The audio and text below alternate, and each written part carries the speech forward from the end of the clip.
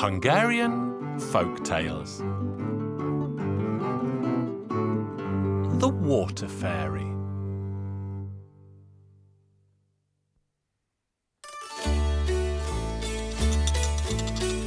Once upon a time, in a land far, far away, there lived a miller, and the miller had a wife. They had a fine big mill, and they earned their keep and passed their days. There was just one thing that caused them grief, and that was they had no child. And they grew poorer and poorer every day until they had nothing at all. The poor man lamented night and day that a curse had been laid upon them. Off he went one evening and sat by the mill pond. There he wept. All at once he heard a voice. "Listen, poor man, I'll help you in your troubles. I'll make you richer by far than ever before. All you have to do is give me the living creature that you have not got at home." So the poor man thought to himself, "What is it that I haven't got at home? Perhaps a dog? Perhaps a cat? What could it be? Right you are, I agree." The poor man cheered up and set off for home. He was still on his way when his servant came running towards him. "Quickly, Master Miller, the mistress has just given birth to a fine, healthy boy." Well now, the miller ran all the way back to the mill pond. Come here, you evil spirit, you have taken my child." But no one appeared. Home he went and told what had happened. They threw their arms around each other and wept and wept. What was going to become of their child? When would that voice take him away? Raise the boy as the light of their lives. They never ever let him near the mill pond. And when he grew older, they told him that he was not to go there because the water fairy would carry him away. And the boy never went there. He avoided the place altogether.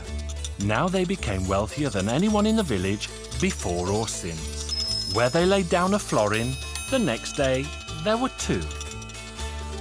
Time and tide went by, and they sent their son to a master woodman so that he would be a forester. So taken was the master with the lad, so quick and clever he was, that the master gave him his own daughter in marriage.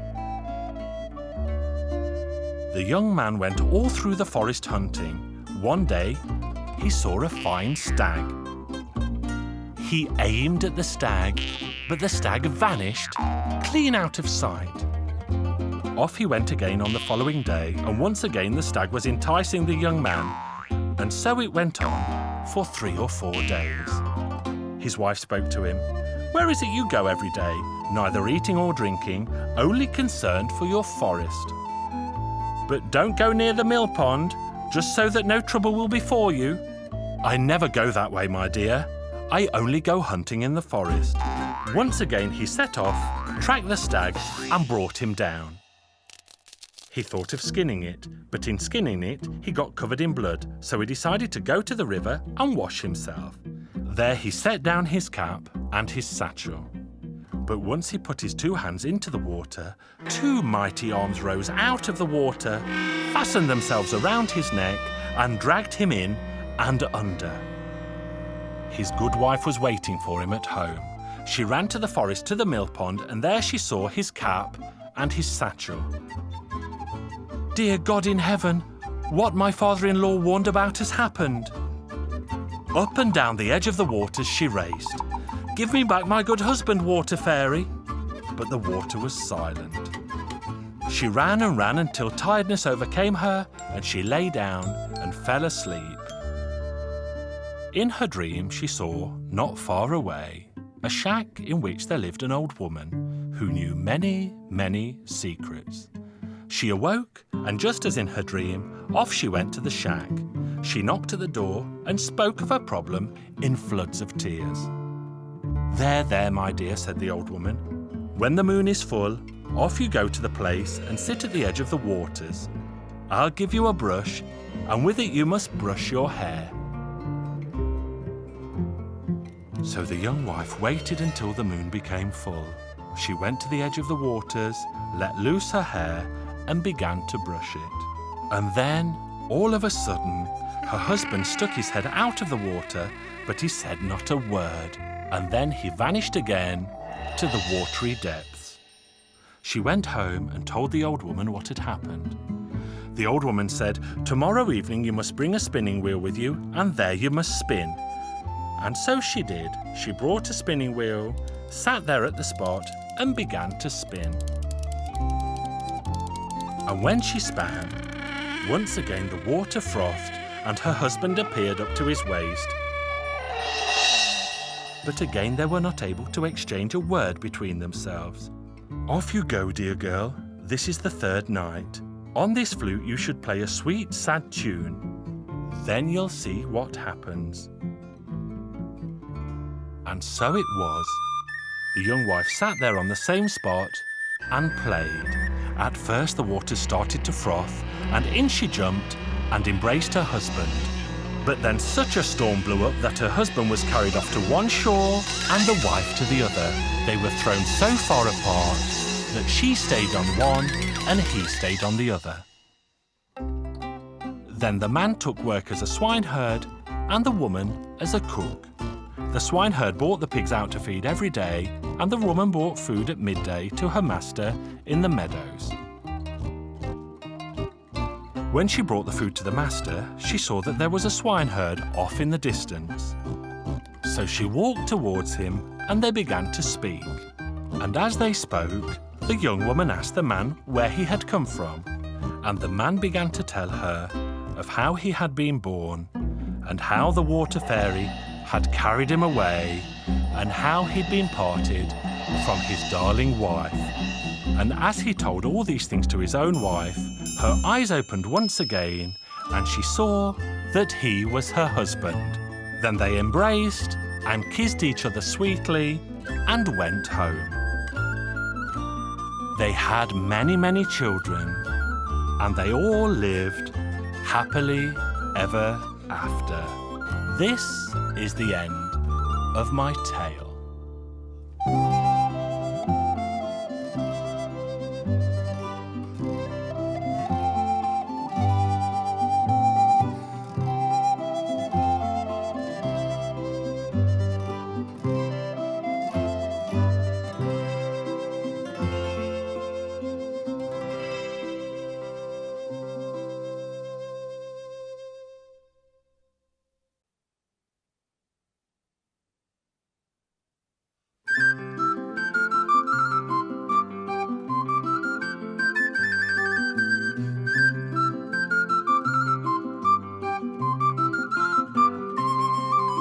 Hungarian Folk Tales.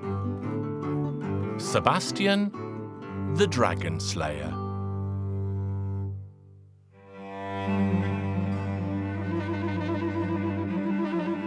Once upon a time, there was a poor man. And the poor man had 3 sons. They were so poor that they could not afford to buy even the smallest morsel of food. So they decided to go and see the king and tell him of their misfortune.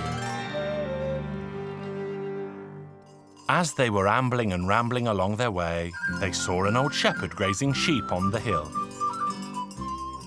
The eldest son said, "Ah, if these sheep were mine, I would give one to every poor man." The old shepherd replied, "Then from this moment on, you shall be the shepherd here, and the sheep shall be yours." The 2 other youths continued on their journey, and the old man went with them too. They reached a field of hawthorn. The second son said, "If only there were vines in this field and not hawthorn, and if only the vines were mine, I would give a vine of plump grapes to every poor man." "Then let the field be yours," said the old shepherd. "And instead of a field of hawthorn, let it be a vineyard." And the second son stayed to tend the vines. The third son continued on his journey with the old shepherd by his side, and soon they arrived at the banks of a broad river. The young man said, "If only I were the ferryman here, I would take everyone to the far banks and ask not even for a penny." So the old shepherd agreed and continued on his way home alone. He ambled and rambled along, and soon his path took him winding back to where the first youth stood. "You have so many fine sheep, my son," said the old man. "Would you give me one?" "If I gave one of my sheep to everyone who happened by, in the end I would not have a single sheep to my name." The old man gave a wave of his hand, and suddenly the hill turned to stone. Then he continued on his way to meet the second son. "What a lovely vineyard you have, dear boy. You could give me a vine or two." "I will not give you a vine, not even a cluster of withered grapes." And before he could so much as cast a glance at his vines, the entire vineyard turned into a field of prickly hawthorn. The moon was high in the sky by the time the old shepherd reached the river, where he found the youngest son. He called out to the other side of the river, come across the waters on the ferry." The wife of the ferryman was heavy with child, so the old man had to wait a while, but the youngest brother soon crossed the waters on the ferry. He did not ask as much as a single penny from the old man. Meanwhile, the baby was born, and they asked the old shepherd to be the godfather. By the time the baby had grown to be a boy of 7 years old, he already seemed to be a lad of 20. The old man said to him, "Now, Sebastian," for this was his name, "I will give you a sword. If you tell this sword, 'Sword, sword, sharp and true, mighty sword, slice his head in two,' and it will slice the head from the neck of any foe." The boy thanked the old man. "And now," said the old man, "go to see the king of the nearby lands, for they need as many shepherds there as there are days in the year. But do not ask a high wage, no more than 12 gold coins, a saddle and a horse. Play on the pipes and drive the flock into the rosemary forest, and fear nothing." So he went to see the king of the nearby lands. "Your Majesty, do you have need of a shepherd in your kingdom?" "Indeed I do," said the king, and he took the boy into his service. "Take the flocks out to graze and play the pipes as you watch over them, but do not go over the bridge, for if you do, you will surely meet your death." Sebastian took the flocks out to graze, playing on the pipes. The king watched him from the window. The boy was deep in a rosemary forest. He took off his cloak and spread it out at his feet. Then he took out his pipes and played on them. There was a stream nearby, and as the water rushed and gushed, suddenly a 7-headed dragon emerged from the water. "And pray tell, what stray winds have brought you here? Do you seek the unhappy fate of the other shepherds who came here before you?" Sebastian took his sword in hand and asked the dragon calmly, "Why, what fate befell them?" "Why, if you are so bold to ask, I will show you," roared the dragon, and he charged at the boy. Sebastian lifted the sword above his head and cried out, "Sword, sword, sharp and true, mighty sword, slice his head in two," and each of the 7 heads of the dragon fell with a thud to the ground. The next day, when Sebastian was eating his breakfast, a 9-headed dragon emerged from the waters of the stream, but it fared no better than the 7-headed dragon before it. The king could not fathom what had happened, for until this Sebastian had come along, he had lost a shepherd every day of the year. "I will pay it little mind," thought the king. "We will wait and see what the fates have in store." Again Sebastian took the flocks out to graze, and he stopped to have a drink from the stream, when suddenly a 12-headed dragon emerged from the waters. "How dare you come to this place?" Sebastian drew his sword. "Sword, sword, sharp and true, mighty sword, slice his head in two." When the dragon had but a single head remaining on its shoulders, he begged for mercy. "Oh, Sebastian, Sebastian the dragon slayer, please leave me with this one head, and I swear I will serve you." So Sebastian let the dragon keep the last of its 12 heads. Under the bridge there was an enormous cave, and the dragon took Sebastian to its mouth. Sebastian had never seen anything like it before. It was an empire bigger than the realm of the king.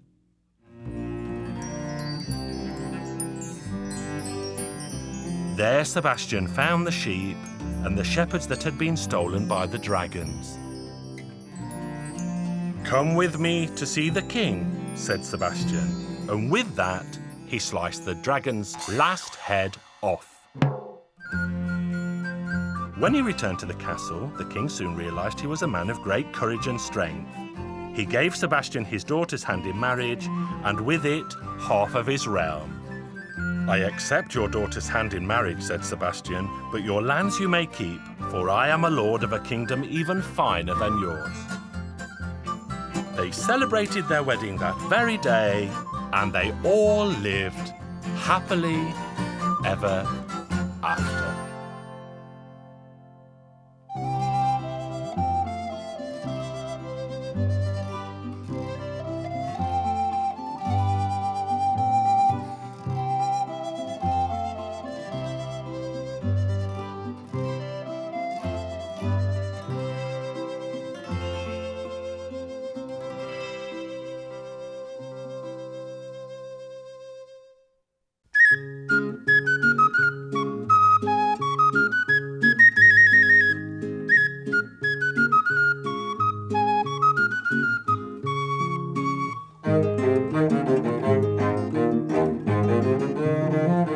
Hungarian Folk Tales. A fox seeks shelter.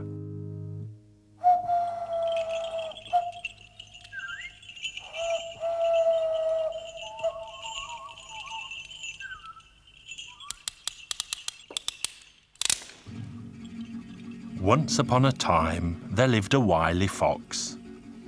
The old fox was hungry, and so he took a sack and left his home. He walked and walked until the sky grew dark, and he stood outside the house of a rich farmer. He knocked hard on the door, and when asked who was there, he replied, "I'm a poor traveller in need of shelter for the night. Will you take pity on me?" The rich farmer had a good heart, and so did his wife. They let the fox come in and offered him supper. "Kind sir, are there no thieves around the house? I have a fine fat cockerel in my sack, and I wouldn't like to have it taken in the night." "Worry not, Mr. Fox. Nothing has been stolen in my house. You can sleep in peace."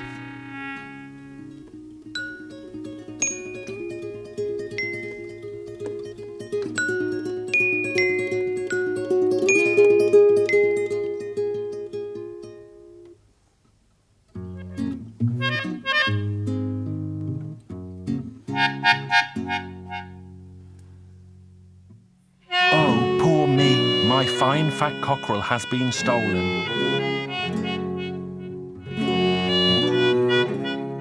They all searched high and low, but no one could find the cockerel anywhere. The rich farmer was so ashamed that a guest of his had been robbed, and he felt sorry for the old fox as it wailed and moaned. But what could he do? He gave the fox a fine fat cockerel of his own and wished him well. So the fox left with a grateful grin on his whiskered face. He walked and walked until the sky grew dark and knocked hard on the door of a second farm. Good people lived in this house, and he was welcomed once more.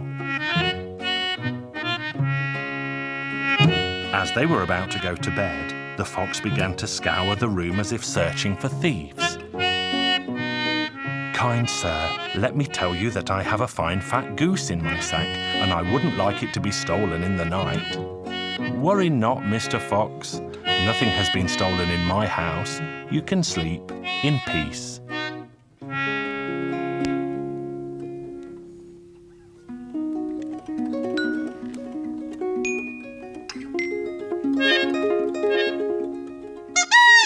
The fox waited for these fine folk to fall asleep, and he opened the sack.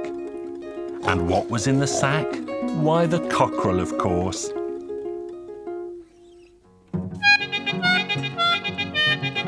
He took the fat fowl out and ate it all up, feathers and all.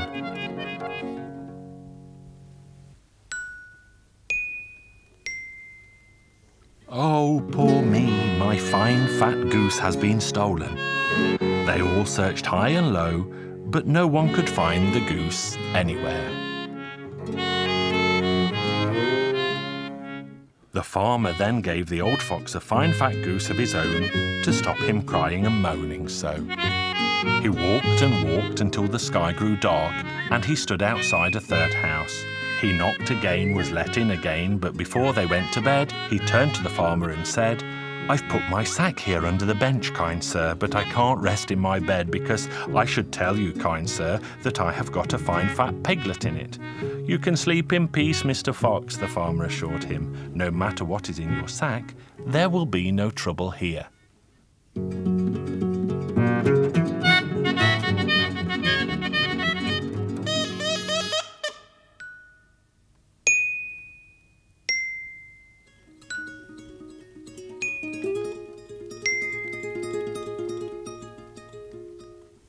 "Oh, poor me, my fine fat piglet has been stolen."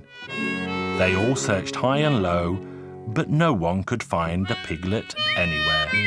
What else could the farmer do but give the fox a fine fat piglet of his own?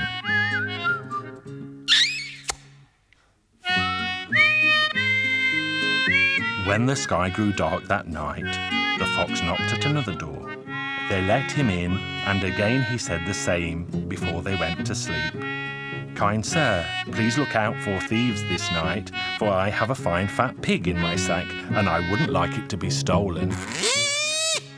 The farmer glanced at the sack and saw that it had no fine fat pig inside, and knew from its squeals that it was only a piglet.